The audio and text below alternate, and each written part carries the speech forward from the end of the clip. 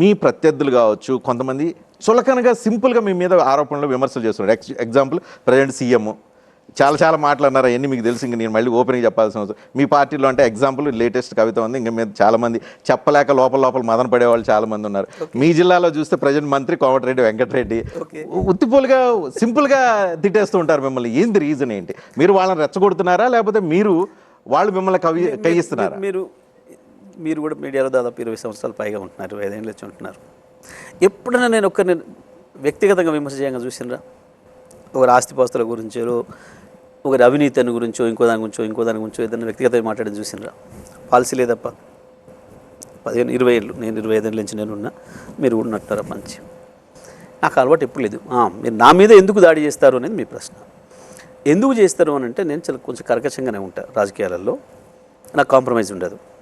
Suppose ఇప్పుడు మనం ఇక్కడ ఉన్నాం, ఆ రూమ్లో కూర్చున్నప్పుడు కొంతమంది రిపోర్టర్లు, యాంకర్లు ఎవరైనా కావచ్చు, కేసీఆర్ మీద విమర్శలు చేస్తే నేను తట్టుకునేవాని కాదు.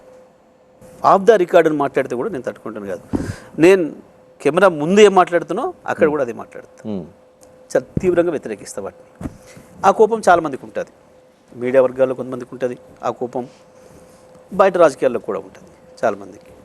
నేను ఎందుకంటే మనం ఇష్టపడ్డ నాయకుడిని, మనం ఎవరితో కలిసి పని చేస్తున్నామో ఆ నాయకుడిని, ఆ పార్టీని విమర్శ చేయడం అనేది మంచిది కాదు ఎప్పుడు కూడా. నీకు నచ్చకపోతే వదిలిపెట్టు. భేదాభిప్రాయాలు కూడా వచ్చి ఉండొచ్చు, రాజకీయ అభిప్రాయాలు కూడా భేదాలు రావచ్చు, ఏదైనా నిర్ణయాలు తీసుకునేటప్పుడు కూడా భేదాలు రావచ్చు, అది అంతవరకే ఉండాలి. కానీ మన నాయకుడిని మనం విమర్శించుకునే పద్ధతిలో, ఎవడో విమర్శిస్తుంటే చూసి ఊరుకునే పద్ధతిలో ఉండడం నచ్చదు నాకు మొదటి నుంచి కూడా. అక్కడ నేను అన్కాంప్రమైజ్డ్గా ఉంటాను. బహుశా అది కోపం అయి ఉండొచ్చు. ఇంకొకటి, నాకు కనపడడానికి వెళ్ళి నమస్కారం పెట్టుకొని పరిచయం చేసుకుని పోయే అలవాటు నాకు లేదు. వాడు ఇంత పెద్దోడు అయి ఉండొచ్చు, చిన్నోడు అయి ఉండొచ్చు,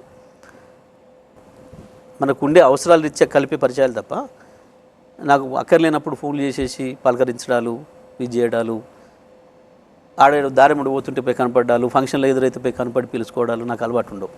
నా దారిలో నేను పోతాను. బహుశా అది నాకు చాలామందికి నాది అహంకారమనో ఇంకోటనో చాలా తెలుసు, మీరు అదే అడుగుతారు కానీ అనుకోవచ్చు. వాళ్ళు దానికి ఏ పేరైనా పెట్టుకోవచ్చు. నా పద్ధతి అది. వాళ్ళు ఏం పేరు పెట్టుకుంటే నాకు అవసరం లేదు, అది నేను పట్టించుకోను.